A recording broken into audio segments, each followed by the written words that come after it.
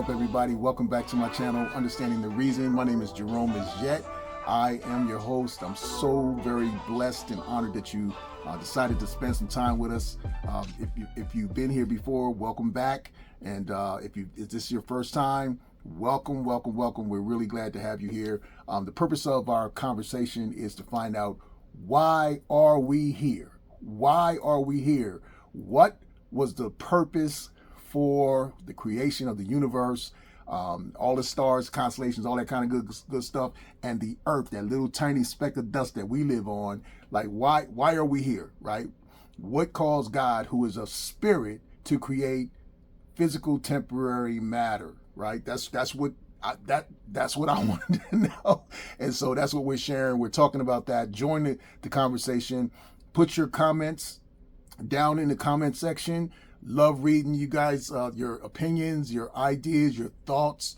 As long as we're being respectful, I'll never disrespect you, ever. That's not what this is about. This is not a religious experiment or something. We're trying to push religion or anything like that. Nothing like that. We're here to learn and find out, why are we here? And it stemmed from a conversation I had with a coworker that was an atheist, and he really challenged what I believed. You know, I grew up believing the Bible and Christianity and all those good things, right? My dad was a pastor, so that was my worldview, and my worldview got challenged and I didn't know how to respond. So as a result of that, went home, got on my computer, started researching some stuff just as a Bible study for myself, and boom, out came this book. 18 years of research. Go ahead and get your copy of it. That's what we're reading from. This is a source material that you can use, a reference material that you can use to kind of figure out with us and journey along with us. Why are we here?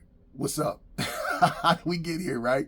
Okay. And then I always tell you guys, man, make sure, take notes. You got to have your notes, man. Write your thoughts down and that type of thing. And while we're talking about that, please like, share, and subscribe. Please like, share, and subscribe to our channel. It helps out the algorithm to get this out to a lot more people, because this is one of those conversations I believe people need to know, and that's the reason why we're here, okay? So we're going to start today. We're going to get back into dive right back into our reading. Previously, we talked about, the fact that there was a war in heaven, and that war was initiated because some events took place, and we're going to go back and we're going to revisit what we got. But some events took place in heaven, of all places, right? Of all places in heaven. And we believe sincerely that this unseen war is still raging even now today, because there has never been an era of peace on earth. And I believe that this unseen war is spilt over into the earth realm, okay? And today we just want to go back and revisit who started this thing, okay? The last time that we were together, we were in chapter 1 of the book. You will be no more, judgment of the adversaries, part 1, okay? So we were already in the book. And we were talking about, let's see, we were on page 18, and we were talking about the fact that this war was started by Satan, okay? This war was started by Satan. And this is what it says, right?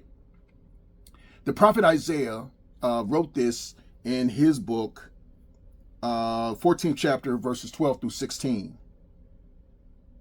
How you are fallen from heaven, O shining star, son of the morning. The King James Version says it this way: how art thou fallen from heaven, O Lucifer, son of the morning? For you said to yourself, I will ascend to heaven, and I will set my throne above God's stars. I will preside in the mountain of the gods, the congregation far away in the north. I will climb to the highest heavens, and I will be like the Most High. So that was a direct challenge against the sovereignty of God, right? So that's what initiated the war, right? Satan said he wanted to be God. So what he did was, listen to this, he made a declaration that he was going to be God. right? Talked about all the things that he was going to do to be God. And as a result, he calls 1/3 of the angelic hosts to revolt against God in order to overthrow heaven. Wow.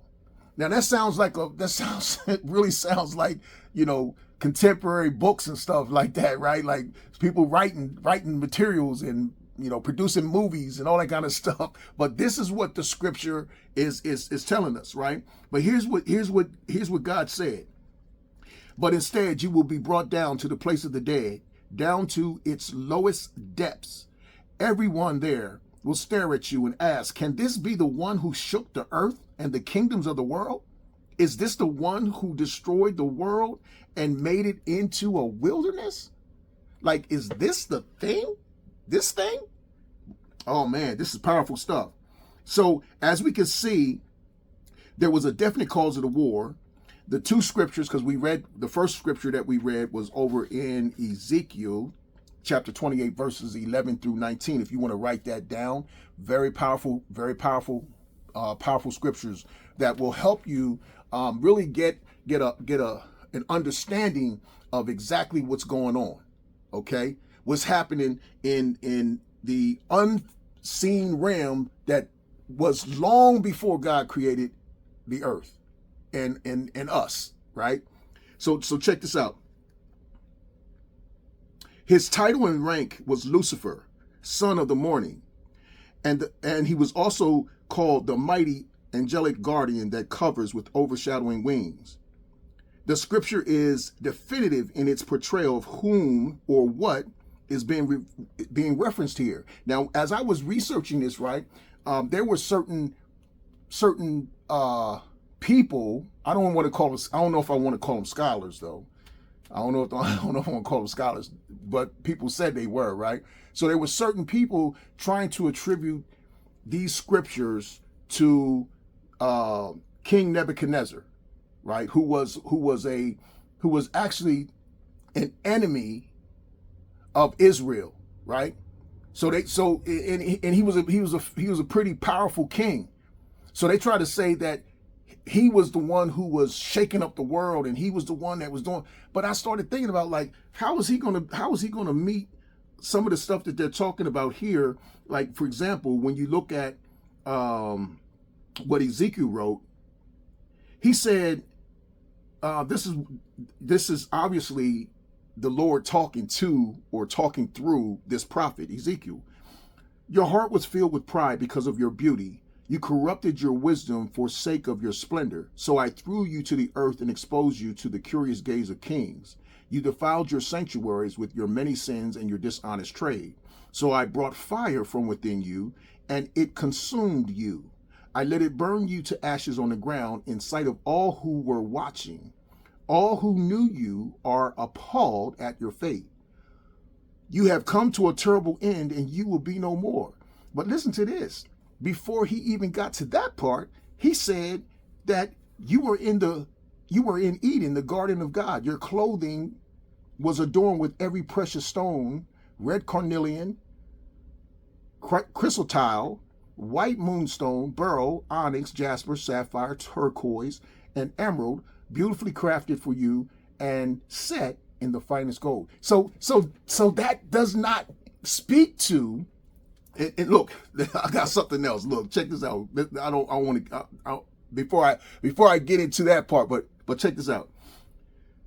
You were blameless in all that you did from the day you were created until the day evil and guilt was found in you. Your great wealth filled you with violence, and you sinned. So I banished you from the mountain of God, and the guardian cherub drove you out from the midst of the stones of fire, and I will destroy you, O mighty guardian, from your place among the stones of fire. So that's not talking about a human being, right? Because what is the stones of fire thing? and who among any human being ever walked or been on the mountain of God? Like, where is that? Okay. And we're not talking about like on earth, they call that the mountain of God. We talking about, he said that he was first of all, he said he was in Eden. Then he said that he was created And then it says that he was a guardian angel. And he said he walked among the stones of fire. That's not talking about a human being. That's not talking about a human being. So, man, listen, we're going to get more into this. On our next video, we're going to talk more about this. We're going to sprinkle some more knowledge and more nuggets in there, and really get a good understanding. Why are we here? God created us for one purpose, and we got to figure out what that purpose is, okay? And that's what we're here for. Listen, leave your comments down below. Don't forget to like, subscribe, share, invite, get your resource. Make sure you get your book. The description will be linked down below on how you can actually do that. But listen, I'm so excited again that you guys are here, and thank you again for tuning in. It's been my pleasure as usual. Have a wonderful rest of your week. God bless you guys. Peace.